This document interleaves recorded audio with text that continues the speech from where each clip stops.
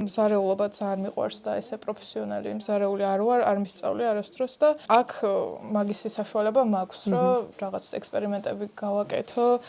სხვა მხრივ, რავი, საერო მასში რეალობაში ვცდილობ ფოტოგრაფიას, ვიზუალურ ხელოვნებას ერთი სიტყვით. შემოვუერთდი ამ ჯგუფს როგორც მოხალისე და ეხლაც ჯგუფის წევრი ვარ. ერთი დიდი გამოწვევა ძალიან ის არის, რომ აქ ყოფნა გვიჭირს იმ ადამიანებს, ვისაც სამსახურები გვაქვს თბილისში.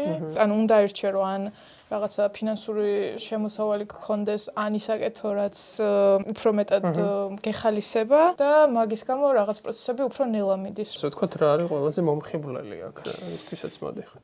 როგორ შეიძლება აი ესეთ სამყაროში, რომელიც ძალიან მარტო ინდივიდების განვითარებაზე არის ორიენტირებული, კოლექტიურად როგორ შეიძლება ერთად ვიცხოვროთ, ისე რომ ეს მიწა და სახლი და ფერმა და ბაღი არ იყოს ერთი ადამიანის, არამედ იყოს რაღაც საერთო სიკეთე და როგორ შეიძლება უცხო ადამიანებთან ერთადაც კი იპოვო რაღაცა საერთო წერტილი, რომ აი უბრალოდ კონფლიქტში არ მოხვიდე, ანუ არ არის აუცილებელი, რომ ამ კოლექტივში ყველა სახლო მეგობარი იყოს, მაგრამ ის რომ უბრალოდ რაღაც არ ვიცი 20 სხვადასხვა ტიპის ოჯახს, ძალიან ბევრნაირი ოჯახი შეიძლება იყოს აქ, აი მაგათ შეძლოთ თანაცხოვრება.